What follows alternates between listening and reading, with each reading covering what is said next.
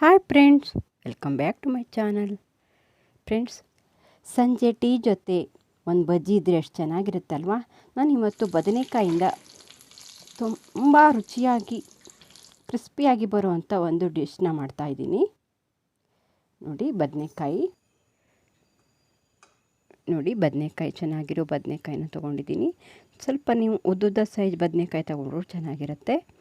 ಹಾಗೆ ಇಲ್ಲಿ ಕೊತ್ತಂಬರಿ ಸೊಪ್ಪು, ಶುಂಠಿ, ನಿಂಬೆಹಣ್ಣು, ಮೆಣಸು, ನೀವು ಯಾವ ರೀತಿ ಮೆಣಸು ಬೇಕಾದರೂ ತೊಗೊಳ್ಳಿ. ನಾನಿಲ್ಲಿ ಜೀರಿಗೆ ಮೆಣಸು ಅಂತೀವಲ್ಲ ಅದನ್ನು ತೊಗೊಂಡಿದ್ದೀನಿ. ಅದು ತುಂಬ ಖಾರ ಇರುತ್ತೆ. ಬೆಳ್ಳುಳ್ಳಿ ಇದಿಷ್ಟನ್ನು ತೊಗೊಂಡಿದ್ದೀನಿ. ಮೆಣಸನ್ನು ನಿಮ್ಮ ಖಾರಕ್ಕನುಗುಣವಾಗಿ ತಗೊಳ್ಳಿ. ತುಂಬ ಖಾರ ಇದ್ದರೆ ಚೆನ್ನಾಗಿರುತ್ತೆ ಇದು. ಹಾಗೆ ನಾನು ಇದನ್ನೆಲ್ಲ ಮಿಕ್ಸಿ ಜಾರ್ಗೆ ಹಾಕಿ ರುಬ್ಕೊಂಡು ಪೇಸ್ಟ್ ಮಾಡ್ಕೋಬೇಕು. ಇದನ್ನು ನೋಡಿ, ಬೆಳ್ಳುಳ್ಳಿ, ಮೆಣಸು ಎಲ್ಲವನ್ನು ನಾನು ಪೇಸ್ಟ್ ಮಾಡ್ಕೊಳ್ತೀನಿ. ಇದು ನಾವು ಮಧ್ಯದಲ್ಲಿ ಹಾಕಿ ಈ ಪೇಸ್ಟನ್ನು ನಾವು ಬದನೆಕಾಯಿ ಮಧ್ಯದಲ್ಲಿ ಹಾಕಿ ನಾವು ಇದು ಮಾಡಬೇಕು. ನಿಮಗೆಲ್ಲ ಗೊತ್ತೇ ಇದೆ, ಆದರೆ ನಾನು ಇಲ್ಲಿ ಮುಂದೆ ಹೇಳುವ ಒಂದು ಸೀಕ್ರೆಟ್ ಪದಾರ್ಥನ ಬಳಸಿದರೆ ತುಂಬ ಗರಿಗರಿಯಾಗಿ ಬರುತ್ತೆ ಇದು. ನೋಡಿ, ನಾನು ಉಪ್ಪು ಮತ್ತು ಲಿಂಬೆಹಣ್ಣನ್ನು ಕೂಡ ಇದಕ್ಕೆ ಹಾಕಿ ರುಬ್ಕೊಳ್ತೀನಿ. ಈ ರೀತಿಯಾಗಿ ಮಾಡ್ಕೊಂಡು ತಿಂದರೆ, ನಾವು ಸುಮ್ಮನೆ ಬಜ್ಜಿನ ಮಾಡೋದಕ್ಕಿಂತ ಈ ರೀತಿ ಮಾಡ್ಕೊಂಡು ತಿಂದರೆ ತುಂಬ ಟೇಸ್ಟಿಯಾಗಿರುತ್ತೆ.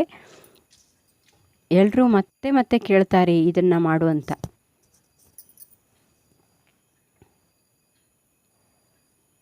ನಾನು ಲಿಂಬೆಹಣ್ಣನ್ನು ಇದಕ್ಕೆ ಹಾಕಿ ರುಬ್ಕೊಳ್ತೀನಿ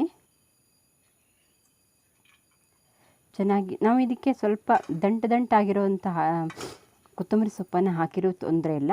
ನಾವು ರುಬ್ಕೊಳ್ತೀವಲ್ಲ, ನಾನು ಇಲ್ಲಿ ಶುಂಠಿನ ಪೀಸ್ ಮಾಡಿ ಹಾಕ್ಕೊಂಡಿದ್ದೀನಿ. ಇದು ನುಣ್ಣಗೆ ರುಬ್ಕೋಬೇಕು ನಾವು ಇದನ್ನು. ನೋಡಿ, ನಾನಿಲ್ಲಿ ಚೆನ್ನಾಗಿ ರುಬ್ಕೊಬಂದಿದ್ದೀನಿ. ಈ ರೀತಿ ಪೇಸ್ಟ್ ಆಗಬೇಕು. ನಾನು ಇದನ್ನು ಒಂದು ಬೌಲಿಗೆ ಹಾಕಿ ತೆಗೆದುಕೊಳ್ತೀನಿ. ಈ ಪೇಸ್ಟನ್ನು ನೀವು ಒಂದು ವಾರ ಬೇಕಾದರೂ ಇಟ್ಕೋಬೋದು ಫ್ರಿಜ್ನಲ್ಲಿ. ಈ ರೀತಿ ಮಾಡಿ ನೋಡಿ ಕಾಮೆಂಟಲ್ಲಿ ಹೇಳಿ ಚೆನ್ನಾಗಿ ಬಂದಿದೆಯಾ ಅಂತೇಳಿ. ನೋಡಿ, ನಾನಿಲ್ಲಿ ಸ್ವಲ್ಪ ಉಪ್ಪನ್ನು ಹಾಕ್ಕೊಂಡು ಇದನ್ನು ಈಗ ಬಜ್ಜಿಗೆ ಹಿಟ್ಟನ್ನು ಕಲಿಸ್ಕೊಳ್ತೀನಿ. ನೀವು ಬಜ್ಜಿಗೆ ಯಾವ ರೀತಿ ಹಿಟ್ಟಿನ ಕಲಿಸ್ತೀರೋ ಹಾಗೆ ಕಲಿಸ್ಬೋದು. ಆದರೆ ನಾನಿಲ್ಲೊಂದು ಪದಾರ್ಥನ ಹೇಳ್ತೀನಿ ಮುಂದೆ. ಅದನ್ನು ಹಾಕಿದರೆ ತುಂಬ ಗರಿಗರಿಯಾಗಿಯೂ ಬರುತ್ತೆ, ತುಂಬ ಟೇಸ್ಟಿಯಾಗಿಯೂ ಬರುತ್ತೆ. ನೋಡಿ, ನಾನಿಲ್ಲಿ ಓಂಕಾಳನ್ನು ಸ್ವಲ್ಪ ಪ್ರೆಸ್ ಮಾಡಿ ಹಾಕ್ತೀನಿ. ಹಾಗೆ ಇಂಗು ಕೂಡ ತುಂಬ ಟೇಸ್ಟ್ ಆಗುತ್ತೆ. ಇಂಗನ್ನು ಹಾಕ್ತೀನಿ ನಾನಿಲ್ಲಿ 3 ಜನಿಗೆ ಮಾಡ್ತಾಯಿದ್ದೀನಿ. ಹಾಗಾಗಿ ನಾನಿಲ್ಲಿ ತುಂಬ ಜಾಸ್ತಿ ಹಿಟ್ಟನ್ನು ಕಲಿಸ್ಕೊಂಡಿಲ್ಲ. ನೋಡಿ, ಈ ರೀತಿ ಮಿಕ್ಸ್ ಮಾಡಿಕೊಂಡು ನಾನಿಲ್ಲಿ ಕಡಲೆ ಹಿಟ್ಟನ್ನು ಹಾಕಿ ಮಿಕ್ಸ್ ಮಾಡ್ಕೊಳ್ತೀನಿ. ಈಗ ಈ ಹಿಟ್ಟು ತುಂಬ ಗಟ್ಟಿಯಾಗೂ ಇರಬಾರ್ದು, ತುಂಬ ತೆಳುವಾಗೂ ಇರಬಾರ್ದು.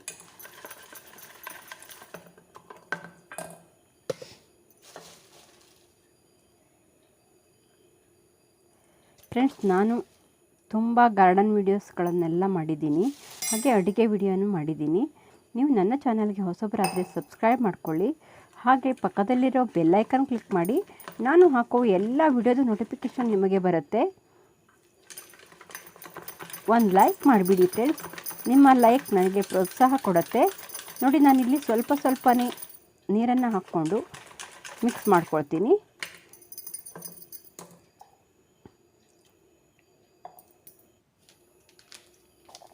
ನೋಡಿ, ನಾನಿಲ್ಲಿ ಸ್ವಲ್ಪ ಸೋಡಾನ ಹಾಕ್ತೀನಿ. ಅಡುಗೆ ಸೋಡಾನ ಹಾಕಿ ಸ್ವಲ್ಪ ನೀರನ್ನು ಹಾಕಿ ಮಿಕ್ಸ್ ಮಾಡ್ಕೊಳ್ತೀನಿ.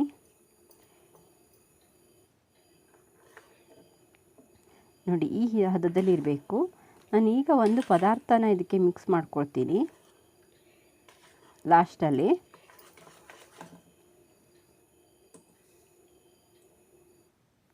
ನೋಡಿ, ಇದು ಕಾರ್ನ್ ಫ್ಲೋರ್. ನಾವು ಗೋಬಿ ಮಂಚೂರಿಗೆಲ್ಲ ಹಾಕ್ತೀವಲ್ಲ ಅದು.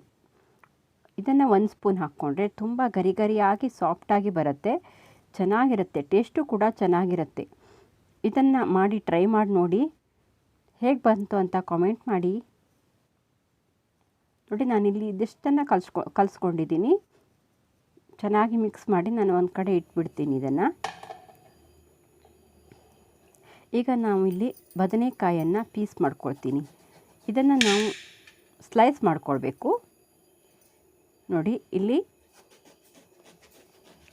ಯಾವ ರೀತಿ ಸ್ಲೈಸ್ ಮಾಡ್ತೀನಿ ಅಂತ ನೋಡಿ. ಇದನ್ನು ಪೂರ್ಣ ಕಟ್ ಮಾಡೋದಿಲ್ಲ ನಾನಿಲ್ಲಿ. ನೋಡಿ ಸ್ವಲ್ಪನೇ ಬಿಟ್ಕೊಳ್ತೀನಿ, ಹಾಗೆ ಮತ್ತೊಂದು ಪೀಸ್ನ ಮಾಡ್ತೀನಿ. ಇದನ್ನು ಪೂರ್ಣ ಕಟ್ ಮಾಡ್ಕೊಳ್ತೀನಿ. ಈ ರೀತಿ ನಾವಿಲ್ಲಿ ಮಧ್ಯದಲ್ಲಿ ನಾವು ಆ ಪೇಸ್ಟನ್ನು ಹಾಕೋಕ್ಕಿದೆ, ಹಾಗಾಗಿ ಈ ರೀತಿ ಪೀಸ್ ಮಾಡ್ಕೊಳ್ಬೇಕು. ತುಂಬ ತೆಳುವಾಗೂ ಮಾಡ್ಕೊಬೇಡಿ, ತುಂಬ ದಪ್ಪವಾಗೂ ಮಾಡ್ಕೊಳ್ಬೇಡಿ, ಬೇಯೋದಿಲ್ಲ. ನೋಡಿ ಈ ದಪ್ಪದಲ್ಲಿ ಮಾಡ್ಕೊಳ್ಳಿ ಸಾಕು. ಹೀಗೆ ಎಲ್ಲವನ್ನು ಮಾಡ್ಕೊಳ್ತೀನಿ. ನಾನಿಲ್ಲಿ ಎಣ್ಣೆನ ಕಾಯ್ಲಿಕ್ಕೆ ಇಟ್ಕೊಂಡಿದ್ದೀನಿ. ಈಗ ನಾನು ಇದಕ್ಕೆ ಎಲ್ಲ ಬದನೆಕಾಯಿ ಸ್ಲೈಸಿಗೂ ಪೇಸ್ಟನ್ನು ಹಚ್ಕೊಳ್ತೀನಿ.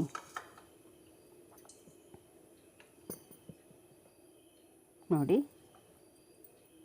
ಇದರ ಮಧ್ಯದಲ್ಲಿ ನಾವು ಈ ಪೇಸ್ಟನ್ನು ಹಚ್ಚಬೇಕು.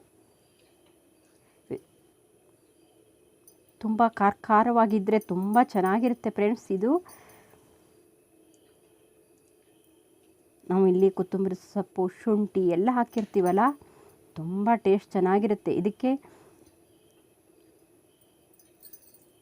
ನಾವು ಟೊಮೆಟೊ ಸಾಸನ್ನು ಹಚ್ಕೊಂಡು ತಿನ್ಬೋದು, ತುಂಬ ಚೆನ್ನಾಗಿರುತ್ತೆ. ನೋಡಿ ಈ ರೀತಿ ಸ್ವಲ್ಪ ಪೇಸ್ಟನ್ನು ಹಾಕಿ ಪ್ರೆಸ್ ಮಾಡಿದರೂ ಸಹ ಅದು ಎಲ್ಲ ಕಡೆ ಆಗತ್ತೆ. ನೋಡಿ ಈ ರೀತಿ ಎಲ್ಲವನ್ನು ನಾನು ಇದೇ ರೀತಿ ಮಾಡಿಟ್ಕೊಳ್ತೀನಿ. ಎಣ್ಣೆ ಕಾಯೋದ್ರೊಳಗೆ ನೋಡಿ ಎಲ್ಲವನ್ನು ಮಾಡಿಟ್ಕೊಂಡಿದ್ದೀನಿ.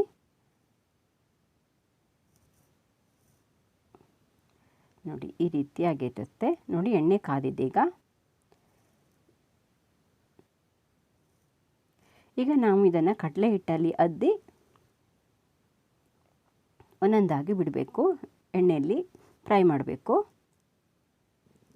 ನೋಡಿ ಚೆನ್ನಾಗಿ ಡಿಪ್ ಮಾಡಿ ಇದನ್ನು ಬಿಡಬೇಕು. ತುಂಬ ಚೆನ್ನಾಗಿರುತ್ತೆ ಫ್ರೆಂಡ್ಸ್. ಇದನ್ನು ನಾವು ಮೀಡಿಯಮ್ ಫ್ಲೇಮಲ್ಲಿ ಬೇಯಿಸಬೇಕು, ಇಲ್ಲಾಂದರೆ ಒಳಗಡೆ ಬೇಯೋದಿಲ್ಲ. ಹೈ ಫ್ಲೇಮಲ್ಲೆಲ್ಲ ಬೇಯಿಸೋದು ಬೇಡ.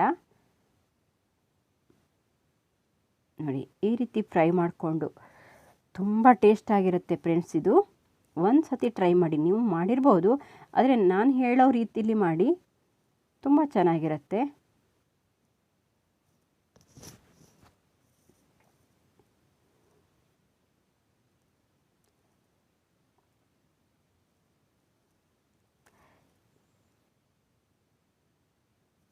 ನೋಡಿ ಸ್ವಲ್ಪ ಬೆಂದ ಮೇಲೆ ಅದನ್ನು ನಾವು ತಿರುವಿ ಹಾಕ್ಕೊಳ್ಬೇಕು.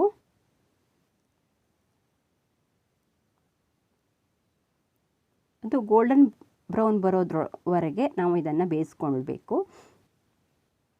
ತುಂಬ ಹೈ ಫ್ಲೇಮಲ್ಲೆಲ್ಲ ಇಟ್ಕೊಂಡ್ರೆ ಒಳಗಡೆ ಬೇಯೋಲ್ಲ, ಮೇಲ್ಗಡೆ ಕಪ್ಪಾಗಿಬಿಡತ್ತೆ. ಮೀಡಿಯಮ್ ಫ್ಲೇಮಲ್ಲಿ ಬೇಯಿಸಿದರೆ ಚೆನ್ನಾಗಿ ಬರುತ್ತೆ ಅದು. ಈ ಡಿಶ್ ಇಷ್ಟ ಆದರೆ ಒಂದು ಲೈಕ್ ಮಾಡಿಬಿಡಿ ಫ್ರೆಂಡ್ಸ್. ನೋಡಿ ಈ ರೀತಿ ಬೇಯಿಸ್ಕೊಳ್ಬೇಕು. ನೋಡಿ ಈಗ ಇದು ರೆಡಿಯಾಗಿದೆ, ಚೆನ್ನಾಗಿ ಬೆಂದಿದೆ. ಈ ಕಲರ್ ಬಂದರೆ ನೋಡಿ ನೊರೆ ಎಲ್ಲ ಕಡಿಮೆ ಆಗಿದೆ. ಇಷ್ಟ ಆದರೆ ಸಾಕು, ನಾವು ತೆಕ್ಕೋಬೋದು.